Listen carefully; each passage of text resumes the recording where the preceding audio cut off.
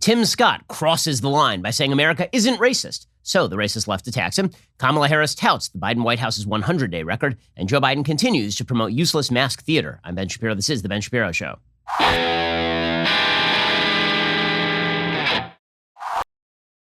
Today's show is sponsored by ExpressVPN. Protect your data from big tech with the VPN I trust. Visit expressvpn.com/Ben. Speaking of which, you may have noticed the big tech companies, they really suck. Like, they spend a lot of time cracking down on speech they don't like, and then they target people they don't like, and then they use all of your data in order to monetize all of that. Well, whether you're talking about your internet service provider or sites like Google and Facebook, they're monitoring what you do at nearly all times because they are following your IP address. What is the best way to make sure that 100% of your data is encrypted so that you get the power over your data back? Well, ExpressVPN would be it. ExpressVPN creates a secure tunnel between all your devices and the internet, so everything you do online is encrypted. It reroutes your connection through a secure server. This blocks your ISP from seeing everything you do online. All they can see is you're connected to an ExpressVPN server, nothing beyond that. It's not just for your phone or computer. ExpressVPN works on all your devices. It works on your tablets, smart TVs, even your router, so your entire family can always stay protected. I can't stress this enough. ExpressVPN is super simple to use. You just open up the app, you tap one button to connect. That's the whole thing.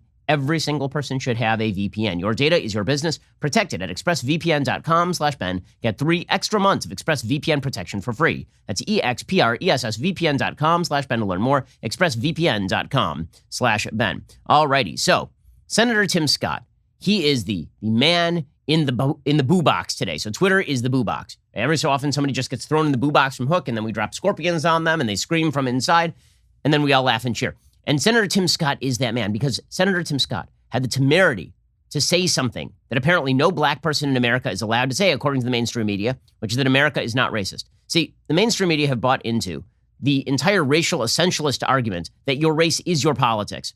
Unlike religion, which actually comes along with a set of principles. Right? So if you say that somebody is Catholic, people typically say, okay, well, Catholicism is a set of principles. If somebody says they're Catholic, probably they mirror those principles. Same thing with being Jewish. Same thing with being Protestant. Okay, if you say somebody is white, typically that doesn't come along with a set of principles you must believe if you are white. But according to the left, it does. If you are white, you're inherently plagued by white supremacy. And if you're black, you're inherently plagued by victimization. And you have to think, what's more, that you are plagued by that victimization. If you are black, it is heresy for you to suggest that you don't live in a viciously racist country in which you have no agency over your own life. And Tim Scott makes them irrationally angry by saying precisely the opposite. And there's nothing new about this. The left has been extraordinarily angry at everybody from Clarence Thomas to Candace Owens for literally my entire lifetime. Anytime a black person has the temerity to say America's not racist, I have agency, I have freedom in my own life, I can make good decisions, and I can get ahead in a free society under which equality of rights is the law. If a black person says that, the left loses its bleep. And Tim Scott is just the latest example of this. So what did he say that was so bad? Well, in his response to the State of the Union address, that interminable, soporific, ridiculous State of the Union address in which Joe Biden, barely awake himself, put the rest of the nation to sleep, bludgeoning us into submission with lists of trillion-dollar spending items, and also suggested, this old white man, that America is systemically racist. Then Tim Scott got up and he said, well, no, America is not racist. And just because I've experienced racism in my personal life does not mean that America is completely racist, which is what mature adults think about the world. Just because a bad thing happened to you does not mean the entire world is against you. Just because people have been very anti-Semitic to me does not mean that all of America or its systems are anti-Semitic. So Tim Scott says this about being black in America. And this, of course, set off the left into a frenzy of apoplectic idiocy. 100 years ago, kids in classrooms were taught the color of their skin was their most important characteristic. And if they looked a certain way, they were inferior. Today, kids are being taught that the color of their skin defines them again. And if they look a certain way, they're an oppressor. From colleges to corporations to our culture, people are making money and gaining power by pretending we haven't made any progress at all, by doubling down on the divisions we've worked so hard to heal. You know this stuff is wrong. Hear me clearly. America is not a racist country. It's backwards to fight discrimination with different types of discrimination. And it's wrong to try to use our painful past to dishonestly shut down debates in the present. Okay, of course, every single word that Tim Scott says there is exactly correct. And this is what sets off the left. This is what makes them so mad. So he was subtweeting a couple of folks there. One of the people that he was subtweeting for sure was Ibram Kendi. So when he says it is wrong to fight discrimination with discrimination, that is a precise counter to Ibram X. Kendi, who has said discrimination of the past requires discrimination today. So Ibram X. Kendi not only disagrees with Tim Scott, he was basically being subtweeted by Tim Scott right there. Tim Scott was saying Ibram X. Kendi's perverse view of America and the ramifications of Ibram X. Kendi's views are bad for America. Tim Scott saying that set off Ibram X. Kendi. So Ibram X. Kendi is an absolute grifter. I mean, this is a guy who's raised tens of millions of dollars based on the lie that not only is America racist, but that it is better for America if we treat every American by their racially essential characteristics, which is racism. Okay, so Tim Scott tweeted out that particular line from the speech. Hear me clearly, America is not a racist country. And Ibram X. Kendi then tweeted back, the heartbeat of racism is denial. We can hear the heartbeat clearly. Okay, so Ibram X. Kendi loves to engage. I mean, he's such a grifter. He loves to engage in these Kafka traps. So a Kafka trap is where you accuse somebody of a crime. It comes from Franz Kafka's The Trial. You accuse somebody of a crime, and then the person denies the crime. You say, well, if you really were innocent, you wouldn't be denying it, would you? Right, so the Kafka trap here is, if you say that America is not racist, this makes you a racist because you're denying that America is racist. Because only a truly non-racist person would acknowledge that America is in fact racist. You see how this works? Okay, now it makes no sense. It's full-on catch-22 because there is no way to get out of that trap. It creates a completely unfalsifiable situation.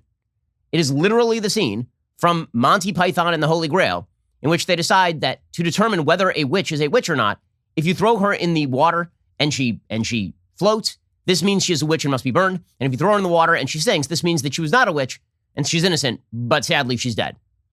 That is how anti-racism works in Ibram X. Kendi's world. And by the way, he's a racist. Ibram X. Kendi is consistently saying things about how white people are inherently plagued with white supremacy.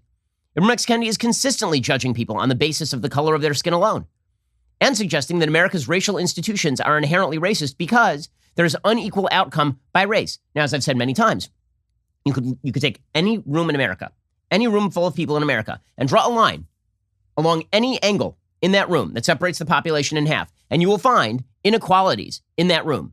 You'll find that, on average, one group is taller and one group is shorter, or one group is fatter, or one group is skinnier, or one group has a higher IQ and one group has a lower IQ, or one group has more criminals and the other has fewer criminals.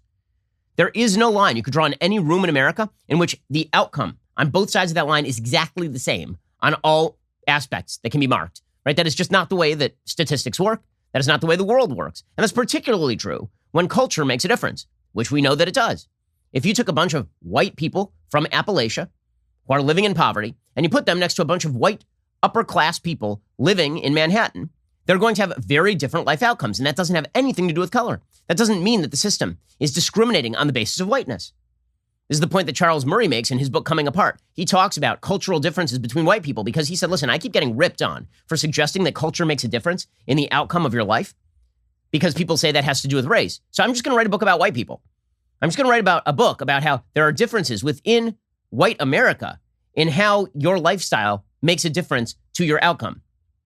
It doesn't matter. They still call Charles Murray a racist because this is one of their favorite things to do. But you don't have to be related. This is just a religious worldview. And Tim Scott has attacked a religious worldview, and the left sees him as a heretic, and heretics must be burned. So it's not just Ibram X. Kendi, who is the high priest of wokedom. It's throughout the media. It's throughout the culture. To have Joy Behar lecturing Tim Scott about systemic racism. Now, there's a word that people on the left like to use about stuff like this, white-splaining. Joy Behar explaining to Tim Scott about systemic racism is just absurd at the highest level. First of all, Joy Behar cannot understand basic concepts. She really has a deficiency in intellectually understanding things. But here she is attempting to lecture Tim Scott, a black man in America who acknowledges that he's experienced significant racism in his life, about what systemic racism actually is. Tell us, Joy, who, by the way, dressed in blackface, in costume, as I recall, and still has her job. Here she is. Now, Tim Scott, he does not seem to understand, and a lot of them don't seem to understand, the difference between a racist country and a systemic racism. They don't seem to get the difference. Yes, maybe it's not a racist country. Maybe Americans, the majority, are not racist. But we live in a country with systemic racism. Oh, well, it's not a racist country, but, it's still systemic racism because even though America's not racist, its systems are racist, but you can't explain how the systems are racist because legal racism has been illegal in the United States since the 1960s.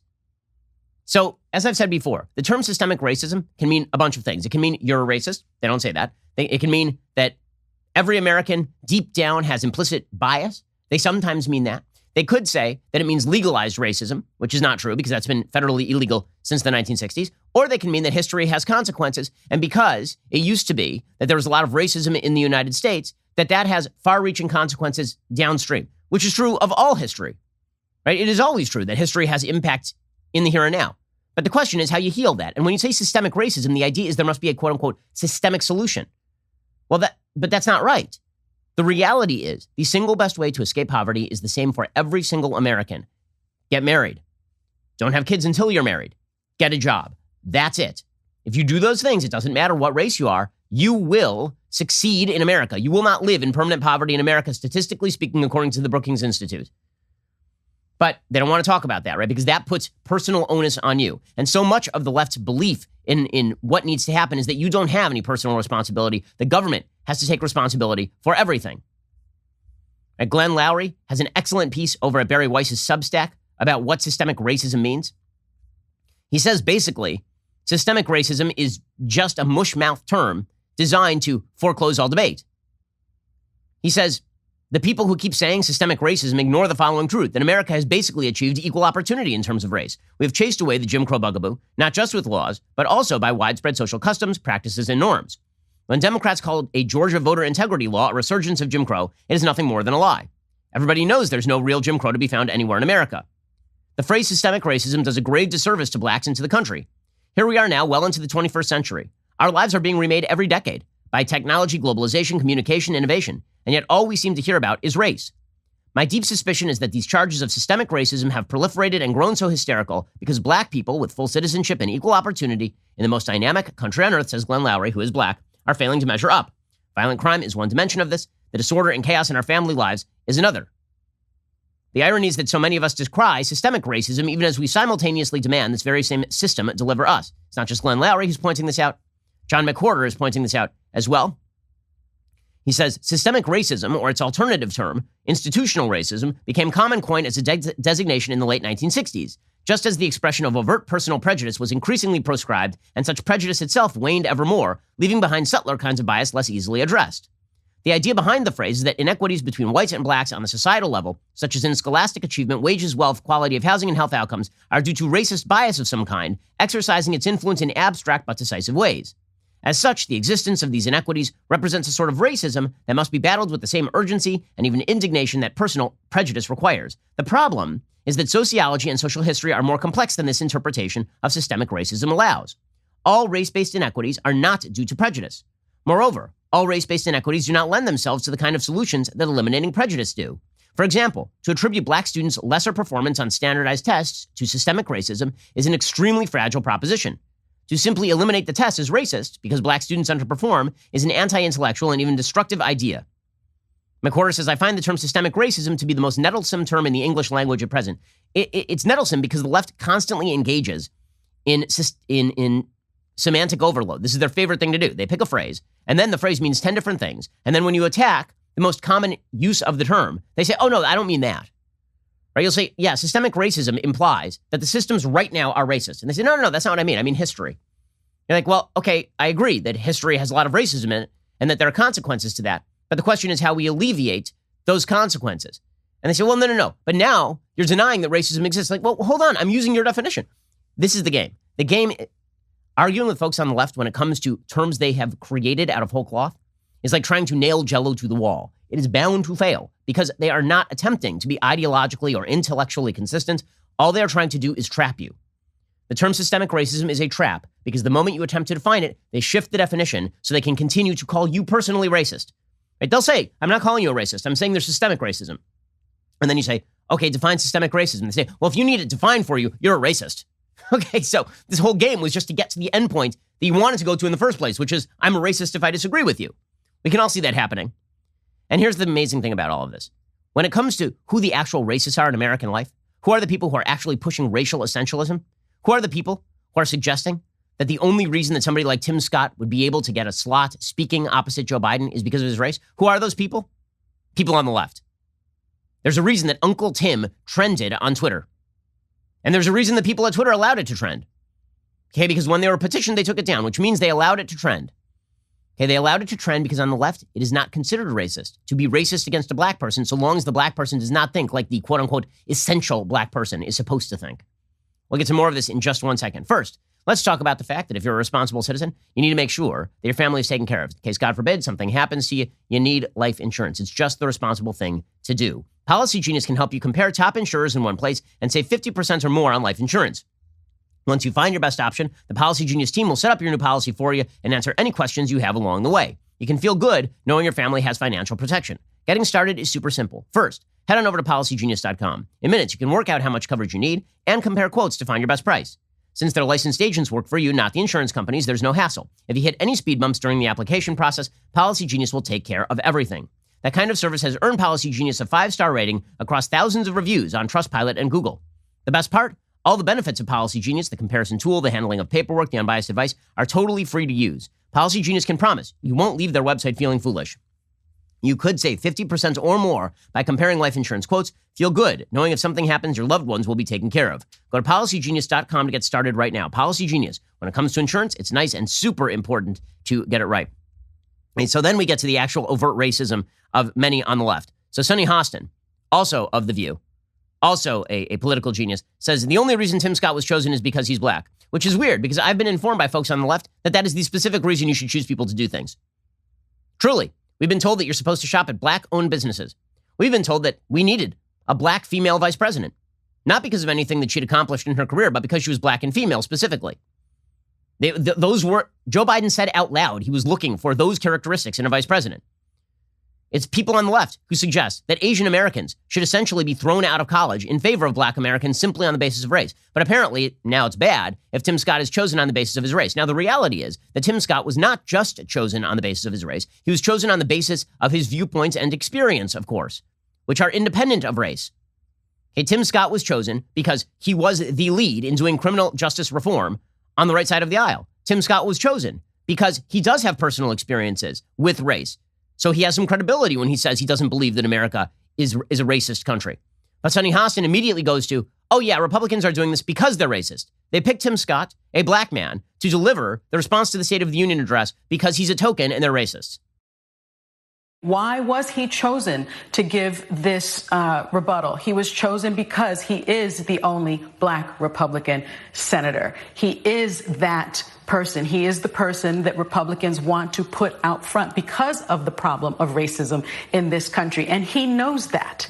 And so I was sort of disappointed that he was used in this way and didn't take that opportunity to address that type of this type of issue head on. I mean, it's amazing. He didn't say what Sonny Hostin said, so it's bad that he was picked. Now, I promise you that when they cast The View, race was one of the things that they looked at, right? This is true whenever you cast a show in Hollywood. To pretend that race is not a factor in casting in Hollywood is just ridiculous. Of course it is. Of course it is. They look for a particularly diverse cast. They'll say, okay, we need 2 white women and a black one. Like, that's how they cast these shows. So let's be real about this. People are constantly doing this in American life. The question is whether they are doing this because they wish to promote ideas about race, or whether they are doing this because the person is independently qualified and has personal experience that can speak to the issue that is currently being discussed, which is the story with Tim Scott. It is significantly less racist to choose Tim Scott to give his State of the Union response address talking about his experiences with race in America than it is to choose a vice president of the United States specifically because you need to apparently appease members of your coalition, because it doesn't matter which black person you pick, it just has to be a black person. Right? The Republicans weren't like, okay, we're just going to pick a black person, and that black person, any elected black person, would be fine. For Democrats, it was like, okay, we need a black woman, and we're going to pick a black woman, and here's a list of black people that we're going to... They literally did this. They literally put out a list, and like, well, it could be Karen Bass, or it could be Val Demings, or you remember this. They actually went through a selection process where they just came up with a list based not really on viewpoint. As long as you're on the left, it was fine. It wasn't based on viewpoint. It was just based on, it had to be a person who filled this particular hole. But it's fine when the left does it. It's fine. And in fact, it's praiseworthy when the left does it. You're not allowed to oppose it when the left does it. You're not allowed to even mention it when the left does it. It's pretty impressive stuff. And the media jump in on this as well. So the Washington Post issued like an all-time amazing tweet. This is an amazing, amazing tweet from the Washington Post. Quote, Senator Tim Scott accused liberals of shutting down debate and practicing discrimination. Republicans seized on his comments Thursday, while activists said he was giving cover to white supremacists. The Washington Post is just the Democratic Party at this point. That they should gild that tweet and frame it in gold and put it up in a museum. That's how good that tweet is. Senator Tim Scott accused liberals of shutting down debate and practicing discrimination. Right, so that's his accusation. Now watch as the Washington Post tries to shut down debate and practice discrimination. Republicans seized on his comments Thursday. They're always seizing. That's us. We are great at pouncing. We are great at seizing. It is our thing. Activists said he was giving cover to white supremacists. Well, those activists, they're Republicans didn't defend Tim Scott. They seized on his comments, but activists knew. They knew that he's actually giving cover to white supremacists. And the Washington Post goes further than this. They have an entire piece titled Senator Tim Scott's Comments on Race Ignite a Fiery Debate. The piece is by Cleve Wootson and Mike DeBonis. It says Republicans, who have sometimes found themselves on the defensive in recent months when it comes to race, praised the South Carolina senator for addressing the notion that Democrats and black activists are too quick to shout down those who disagree with them by calling them racist. Democrats generally treated Scott's words with caution, but many black activists who publicly criticized Scott into the wee hours Thursday morning deemed him the latest in a line of black apologists who give political and racial cover to white grievance. On Twitter, Scott was compared to figures like conservative commentator Candace Owens. Whoa. You compared someone to Candace? That means that he's bad. He must be super bad if you're comparing him to Candace. Running through it all, as the Scott controversy shows, are competing premises about how far the nation needs to go to fix racial fissures and how bad the problem still is. Scott, who said he had personally experienced the pain of discrimination, said too many people suggest the country has gained no ground when it comes to civil rights. Republicans seized on the notion that Democrats are only too happy to criticize America. But the activists, they're fighting back because apparently he's providing cover to white supremacists. I think that the very, very white Washington Post should talk about this. Jeff Bezos needs to sound off on this. Pretty impressive stuff. By the way, this is the pattern here. The pattern is the left says ridiculous things about race, and if you respond, you are the instigator. Give you a perfect example in 1 second. Okay, so it turns out the Biden administration is now attempting to basically push critical race theory, which is this idea that all of America's institutions are shot through with racism, that America is rooted in racism, and that all those institutions need to be torn down. The Biden administration is trying to cram that into America's education system. So the education department has now made clear that it wishes to teach Ibram X. Kendi-style grifter bullcrap. So they put out, for example, a list of the resources they are recommending that schools use. Included in that list is the 1619 Project, which is a piece of ridiculous fiction. I've gone through it in significant detail in my book, How to Destroy America in 3 Easy Steps. I've also talked about it at length on the show. You can go back and look at the old episodes. Not only is it rooted in bad history, called out by a variety of historians from every political viewpoint, basically. For example, the original 1619 Project suggested that it was the alternative history of America, the true history of America, and then Nicole Hannah-Jones, who is a ridiculous person, immediately walked that back when she got hit by, I didn't mean it was the actual history of America. I suggested that it should be read, as sort of a counter and a counterpart to the traditional history of America. That's not what she originally suggested. She originally suggested in her opening essay for the 1619 Project that the Revolutionary War was fought in order to preserve slavery. There's no evidence of this. It's just not true, actually. It's just outright untrue. Okay, so it's a bad piece of non-journalism and non-history. And the education department under Joe Biden wants all American school children, presumably, to learn about it. And the Republicans say no. The Republicans say no, well, we're going to defund this. We don't like this. How is that treated? It's treated by Politico today as though the Republicans are being aggressive. Anything Democrats do is the default. Anything Republicans do to stop that is aggressive. Republicans are always the instigators. So you'll see Democrats say things like, men are women and women are men. And Republicans are like, nope, hold up a second. We're going to stop you right there. And the media treat Republicans get aggressive on culture war issues. Like, hold up here. I was just sitting here. I was sitting here doing nothing. And then you told me that boys can be girls. And I was like, no. And you're like, oh, well, that's your fault. How dare you be so aggressive? It's like you slap America in the face. And then America says, I don't like that. And like, you bastard. You will like it. Right? That's what they're doing now. Right? We're going to cram down on your school kids the idea that America is systemically racist, that our true founding is not 1776, but 1619. And then we say no. And then you're like, how dare you, you aggressive jerk? How dare you start this culture war? I didn't start the culture war. I was just freaking sitting here. You keep changing the root standard of how we educate our children. You keep changing the root standard of basic logic and science. And then when we say no, you call us an aggressor. Okay, here's a perfect example. So here's Politico on Mitch McConnell saying he doesn't like the 1619 project being funded by the Education Department. Okay, here's the piece. McConnell takes on the 1619 project. This is from the playbook, the vaunted playbook, which, by the way, I wrote once, and hundreds of Politico staffers called in to complain. How dare I touched the vaunted Politico playbook. You remember this? It was just a couple months ago. Exclusive. McConnell leans into the culture wars. He says McConnell has started a culture war, you see. It wasn't that a bunch of aggressive leftists decided to rewrite American history and put in its place a pseudo-history in which America is a great villain. No, it's that McConnell's getting aggressive. Senate Minority Leader Mitch McConnell and 37 GOP senators will call on the Education Department today to stop a proposed rule that invokes the 1619 Project, the latest turn in the culture wars. The Biden administration, citing the ongoing reckoning over race and the disproportionate effects of the pandemic on African Americans, has proposed updating American history curricula to more fully flesh out the consequences of slavery and contributions of Black Americans. Now, you gotta love how Politico covers this. Right? So, in other words, your kid in public school has to learn that America was rooted in slavery because of the quote-unquote ongoing reckoning over race. Okay, that's completely circular. So you make a case, I say no, that's an ongoing reckoning over race. So you lose. Okay, also, it's amazing how they just repeat the same phraseology. I mean, it's like down to the propagandistic semantics. Reckoning, it's always a reckoning. Okay. It seems like if we're going to have a reckoning, it kind of happened mostly in the 60s, right? When we completely reshifted the nature of American law in many good ways. Okay, and the disproportionate effects of the pandemic on African Americans. Question, what does that have to do with the 1619 Project?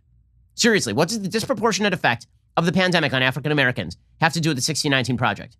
And also, why is it that you're divvying this thing up by race as opposed to by class? COVID disproportionately affected low-income people. COVID does not affect Black people worse than it affects everybody else. COVID is not racist. COVID's a horrible virus. It's not racist.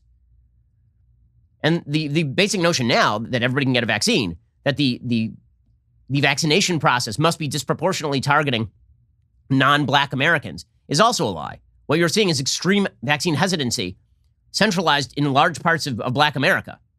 And the media covering for it, by the way. How many articles have you seen about how it's Tuskegee all over again and people are worried about Tuskegee all over again? It's like, well, no, that is not a good reason not to get a COVID vaccine.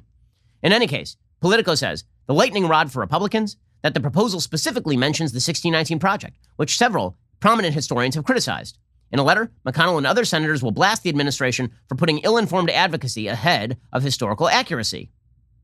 The missive comes as former President Donald Trump on Thursday called for McConnell to be replaced as leader. Oh, so it must be that he's pressured into this, is what they're saying. Now, I do love that Politico, late in this piece, notes that a bunch of people who are not conservative also oppose the 1619 Project, which of course is true. But the idea here is that Republicans are always the aggressors in the culture war. Democrats get aggressive, Republicans respond, and it's all about how Republicans are the true aggressors here. Now, what's amazing about all of this is that Kamala Harris can say the same exact thing as Tim Scott about America not being racist and not receive the same flack because, of course, everybody knows that she wants to tear down America's institutions. So long as you want to tear down America's institutions, you can say whatever the hell you want. Here's Kamala Harris saying also that America is not racist, but America's kind of racist. I don't think America is a racist country, but we also do have to speak truth about the history of racism in our country and its existence today. And I applaud the president for always having the ability and the courage, frankly, to speak the truth about it. Let's deal with it, knowing we all have so much more in common than what separates us. So I noticed that this is the same president who she's praising right now is the same one she was calling a vicious racist who wouldn't let little girls like her go to school, like a year and a half ago. So color me a little bit skeptical that there's any level of principle involved here.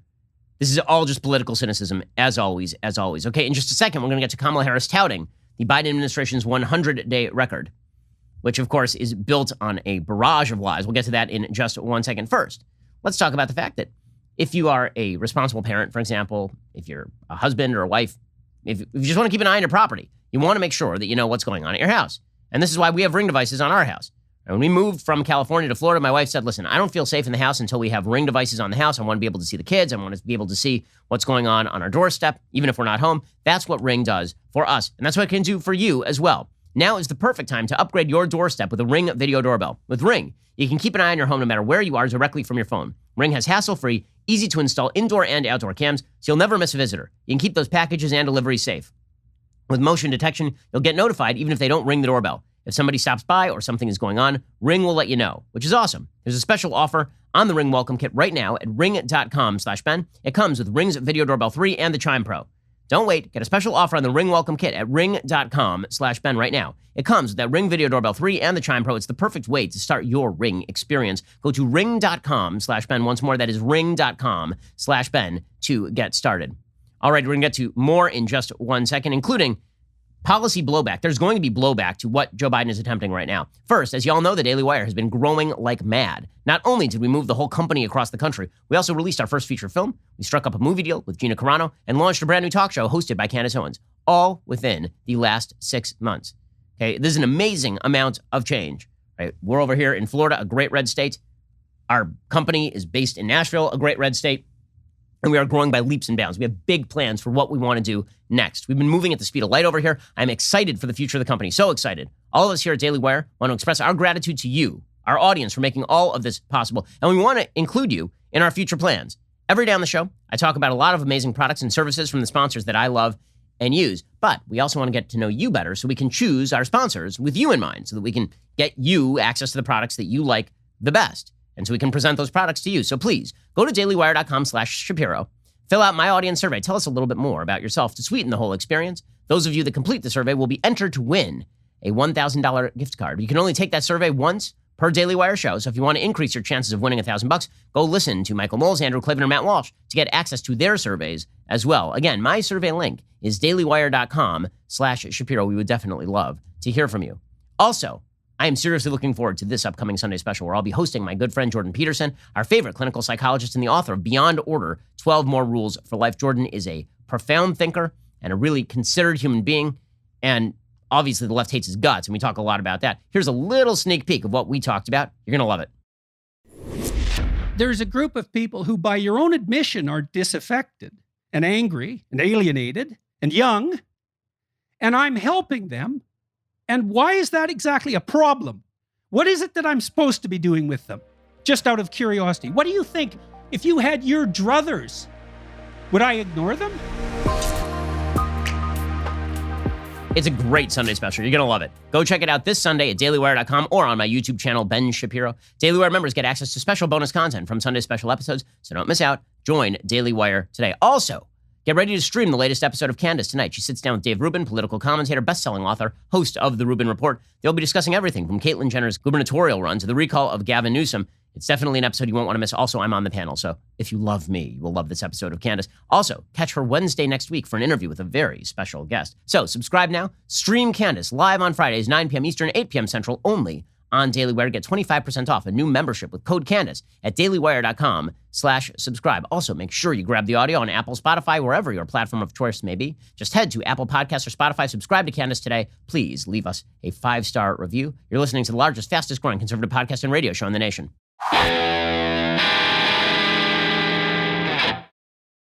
Alrighty, so meanwhile, Kamala Harris gave an address yesterday in which she talked about what a wonderful job they've done over the first 100 days. Now, let's be real about this. They really have not done anything except for pass a bunch of spending.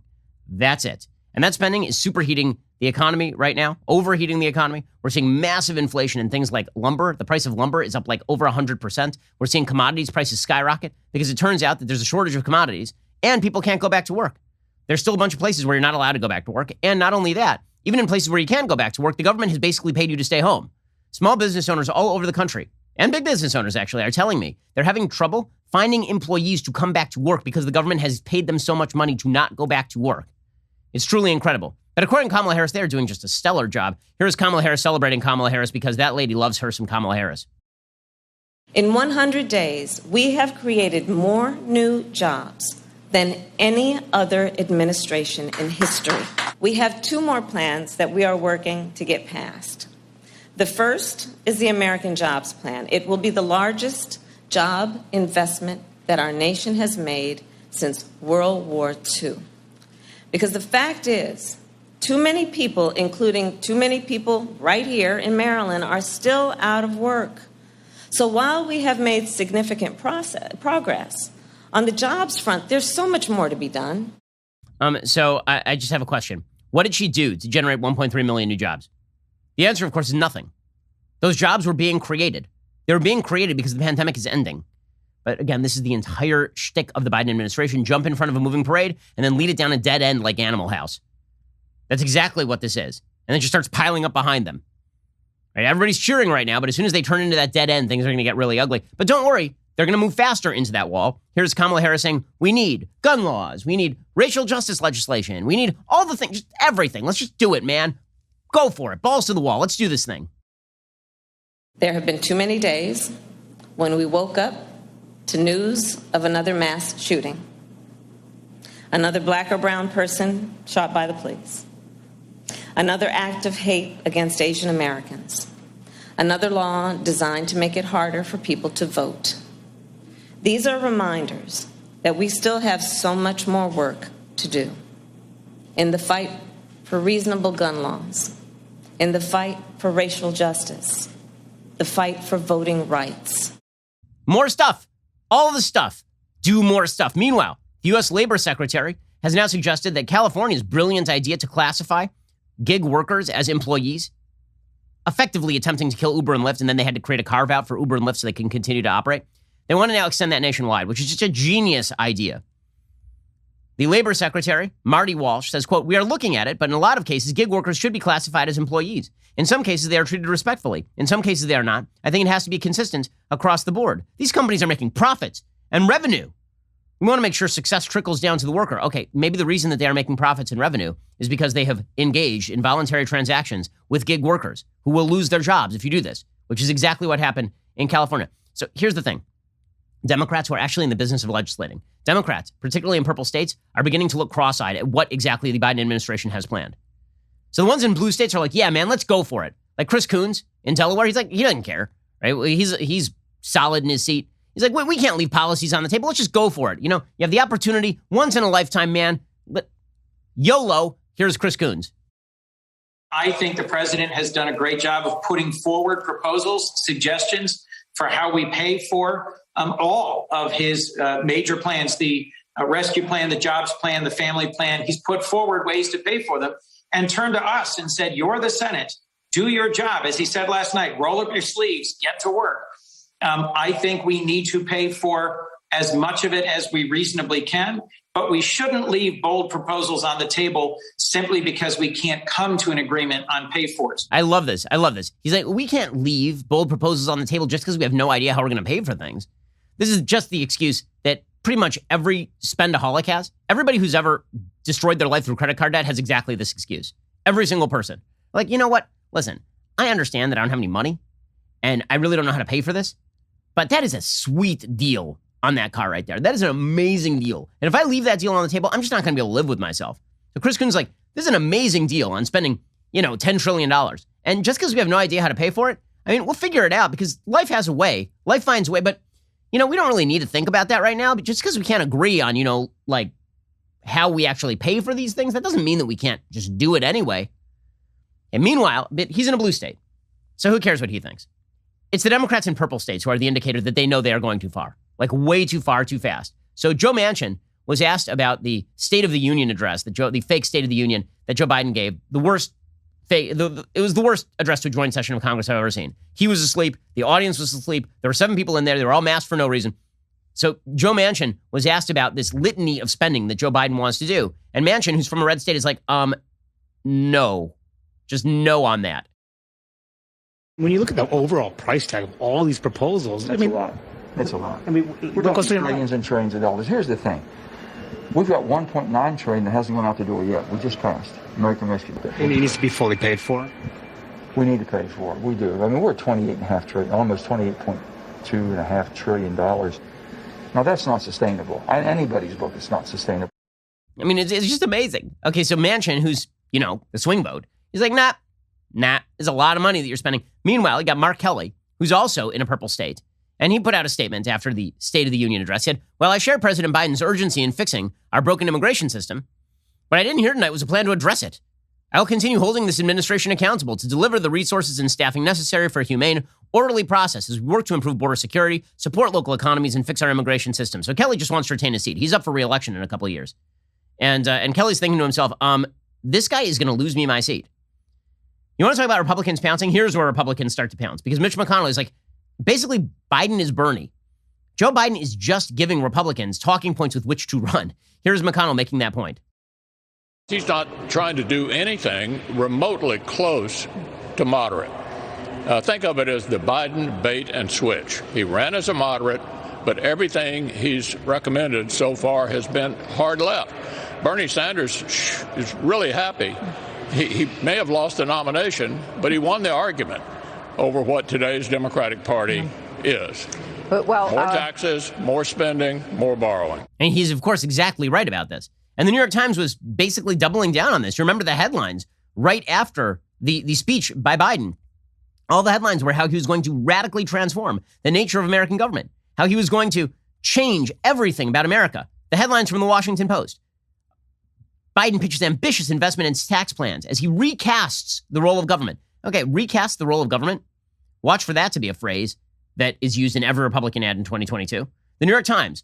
Biden makes case to vastly expand government's role. Now, this is a positive to them, right? They're very excited about this, but that's only the New York Times readership.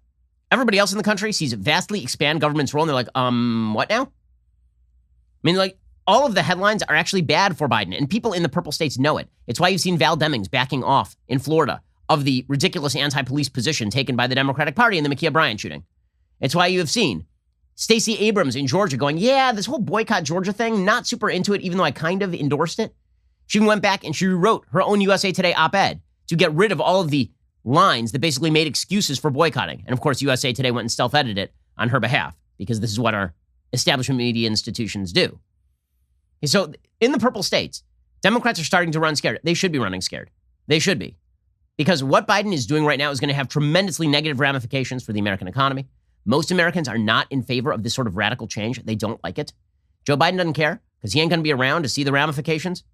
So what does he care? But you know who does care? All those people in the purple states, all of those Democrats in the purple states, they're beginning to be like, I don't know about this. Meanwhile, Joe Biden is not stopping. I mean, can't stop, won't stop.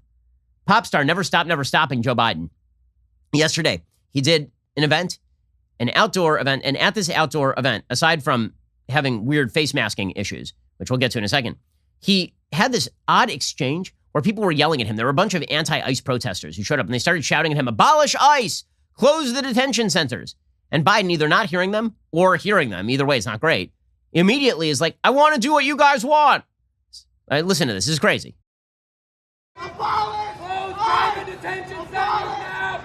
I agree with you. I'm working on it, man. Give me another 5 days. And everybody cheers. Okay, they're chanting, abolish ICE, close all the detention centers. He's like, I'm working on it, man. Give me another 5 double days. There's a moderate. And don't give me he's not a radical when he's literally saying, I agree with you, to people shouting at him, abolish ICE and close all the detention centers. Meanwhile, what the hell's happening on the border? Nothing good. Border State Sheriff Mark Daniels said yesterday, Biden didn't care what happens here, which is obviously true. We hear the people's voices. We're going to do our job. They didn't hear what they needed to hear last night from the president. We expected to hear more. We didn't get that from him, and that shows you this presidency doesn't care about what's happening here, but the sheriffs do, and we're going to continue to stand up for the people and for America.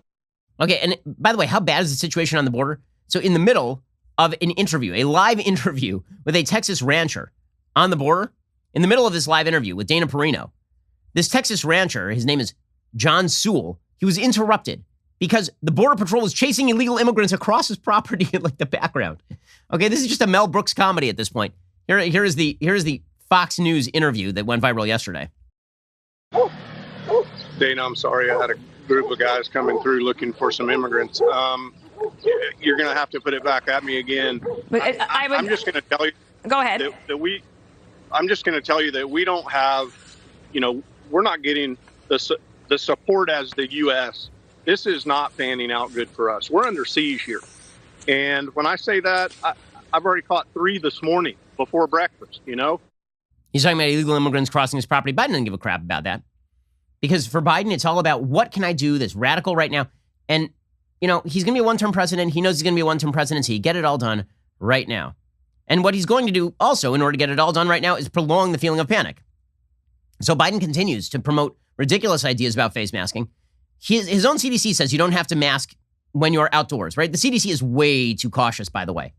I mean, that's not me saying that. That's the Washington Post saying that. The Health 202 by Paige Cunningham today. CDC's mask guidance is still too strict for the vaccinated, some experts say. Okay, but even the CDC's too strict standards say that if you're vaccinated, you don't have to wear a mask outside. So here is Joe Biden, literally yesterday, masking outside. And then when he takes off his mask and he can't find it again, then he's like, oh, they're going to put me in trouble. They're probably, but no more Matlock for me. This is your bad regime. Here he is. Where's my mask? Can't find it. You're vaccinated. I love the music in the background. It's really, I can't find my mask. It's oh, God. You're vaccinated. Outside. Looking for my mask. I'm in trouble. I'm in trouble. Where's my mask? I don't know what's going on. You don't need it. You're outside. You're vaccinated. The hell? But again, the whole goal here is to make it feel as though the pandemic is never over. It's the never-ending pandemic. It's not just me saying this. This is not a right-left thing. This is a science thing. Here's CNN's medical analyst saying Joe Biden is consistently sending the wrong message about this stuff. Right? This is the CNN medical analyst. This is Leanna Wen. She says, with masks and distancing, Biden's speech sent the wrong message about the power of our vaccines. Yeah, no bleep. Some of us have been saying this. And by the way, there have been people attempting to ban us for saying that for a while here. But this is the game. The game is you pretend that this is still a crisis. You can ram through all of this stuff. Fine, do it. Fine, seriously, do it. We'll see how it works out for you. It's a bold move, Cotton. We'll see how it works out for you in the 2022 election cycle. Alrighty, we will be back here later today with an additional hour of the Ben Shapiro Show. First, don't forget to end your week by checking out the Andrew Klavan Show. Drew's show is every Friday. He's got an exciting evening planned for you. So head on over to dailywire.com this evening, 7 p.m. Eastern. Tune in. I'm Ben Shapiro. This is the Ben Shapiro Show.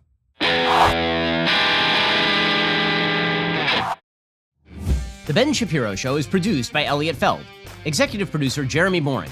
Our supervising producer is Mathis Glover, and our assistant director is Pavel Wydowski. Editing is by Adam Sayevitz. Audio is mixed by Mike Coromina. Hair and makeup is by Fabiola Cristina. Production assistant is Jessica Kranz. The Ben Shapiro Show is a Daily Wire production. Copyright Daily Wire 2021. Hey everybody, this is Andrew Klavan, host of The Andrew Klavan Show. You know, some people are depressed because the republic is collapsing, the end of days is approaching, and the moon's turned to blood. But on The Andrew Klavan Show, that's where the fun just gets started. So come on over to The Andrew Klavan Show and laugh your way through the fall of the republic with me, Andrew Klavan.